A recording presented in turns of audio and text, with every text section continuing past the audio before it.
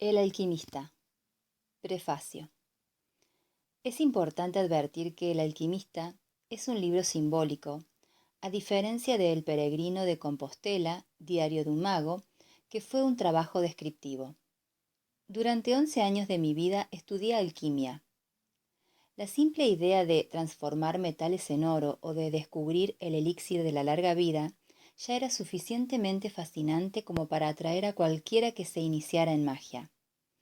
Confieso que el elixir de la larga vida me seducía más, pues antes de entender y sentir la presencia de Dios, el pensamiento de que todo se acabaría un día me desesperaba.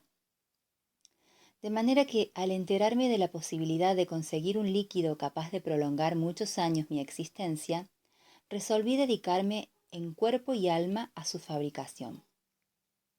Era en una época de grandes cambios sociales, el comienzo de los años 70, y en Brasil no se encontraban aún publicaciones serias sobre alquimia. Al igual que uno de los personajes del libro, comencé a gastar el poco dinero que tenía en la compra de libros importados y dedicaba muchas horas diarias al estudio de su complicada simbiología.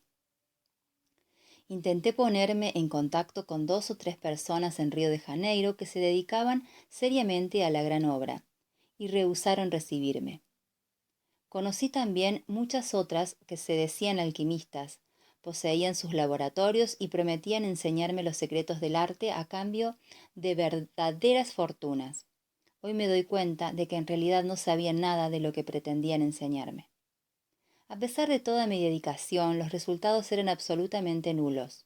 No sucedía nada de lo que los manuales de alquimia afirmaban en su complicado lenguaje. Era un sinfín de símbolos, dragones, leones, soles, lunas y mercurios, y yo siempre tenía la impresión de hallarme en el camino equivocado, porque el lenguaje simbólico permite un gigantesco margen de error. En 1973, ya desesperado por la falta de progresos, cometí una suprema irresponsabilidad. En aquella época yo estaba contratado por la Secretaría de Educación del Mato Grosso para dar clases de teatro en dicho estado, y decidí utilizar a mis alumnos en laboratorios teatrales cuyo tema era la tabla de la Esmeralda. Esta actitud, unida a algunas incursiones mías en las áreas pantanosas de la magia, hizo que al año siguiente yo pudiera sentir en mi propia carne la verdad del proverbio: el que la hace, la paga. Todo a mi alrededor se derrumbó por completo. Pasé los siguientes 6 años de mi vida en una actitud bastante escéptica en relación a todo lo que tuviese que ver con el área mística. En este exilio espiritual aprendí muchas cosas importantes: que solo aceptamos una verdad cuando previamente la negamos desde el fondo del alma, que no debemos huir de nuestro propio destino, y que la mano de Dios es infinitamente generosa a pesar de su rigor. En 1981 conocí Ram, mi maestro, que me reconduciría al camino que estaba trazado para mí. Y mientras él me entrenaba en sus enseñanzas, volví a estudiar alquimia por cuenta propia. Cierta noche, mientras conversábamos después de una extenuante sesión de telepatía, pregunté por qué el lenguaje de los alquimistas era tan vago y complicado.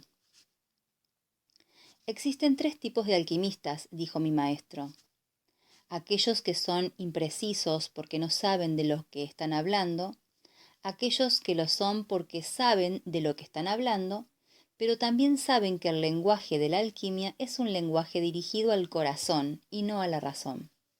¿Y cuál es el tercer tipo?, pregunté. Aquellos que jamás oyeron hablar de alquimia, pero que consiguieron, a través de sus vidas, descubrir la piedra filosofal. Y de este modo, mi maestro, que pertenecía al segundo tipo, decidió darme clases de alquimia. Descubrí entonces que el lenguaje simbólico que tanto me irritaba y desorientaba era la única manera de alcanzar el alma del mundo, o lo que Jung llamó el inconsciente colectivo.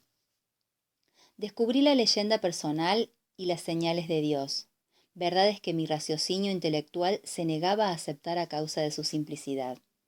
descubrí que alcanzar la gran obra no es tarea de unos pocos, sino de todos los seres humanos de la faz de la tierra. Es evidente que la gran obra no siempre viene bajo la forma de un huevo o de un frasco con líquido, pero todos nosotros podemos, sin lugar a dudas, sumergirnos en el mundo, en el alma del mundo. Por eso, El alquimista es también un texto simbólico. En el decurso de sus páginas, además de transmitir todo lo que aprendí al respecto, procuro rendir homenaje a grandes escritores que consiguieron alcanzar el lenguaje universal. Y los nombres son apellidos en inglés: Hemingway, Blake, Borges, obvio, y Malva Tahan, entre otros. Para completar este extenso prefacio e ilustrar lo que mi maestro quería decir con lo del tercer tipo de alquimistas, vale la pena recordar una historia que él mismo me contó en su laboratorio. Nuestra Señora, con el niño Jesús en sus brazos, decidió bajar a la tierra y visitar un monasterio. Orgullosos, todos los sacerdotes formaron una larga fila, y uno a uno se acercaban a la Virgen para rendirle homenaje. Uno declamó bellos poemas, otro mostró las iluminaciones que había realizado para la Biblia. Un tercero recitó los nombres de todos los santos, y así sucesivamente, monje tras monje, fueron venerando a Nuestra Señora y al Niño Jesús. En el último lugar de la fila había un monje, el más humilde del convento, que nunca había aprendido los sabios textos de la época. Sus padres eran personas humildes, que trabajaban en un viejo circo de los alrededores, y todo lo que le habían enseñado era lanzar bolas al aire haciendo algunos malabarismos. Cuando llegó su turno, los otros monjes quisieron poner fin a los homenajes, pues el antiguo malabarista no tenía nada importante que decir o hacer, y podía desacreditar la imagen del convento. Pero en el fondo de su corazón, él también sentía una inmensa necesidad de dar algo de sí a Jesús y a la Virgen. Avergonzado, sintiendo sobre sí la mirada reprobatoria de sus hermanos, sacó algunas naranjas de su bolsa y comenzó a tirarlas al aire haciendo malabarismos, que era lo único que sabía hacer. Fue en ese instante cuando el niño Jesús sonrió y comenzó a aplaudir en el regazo de Nuestra Señora. Y fue hacia él a quien la Virgen extendió los brazos para dejarle que sostuviera un poco al niño.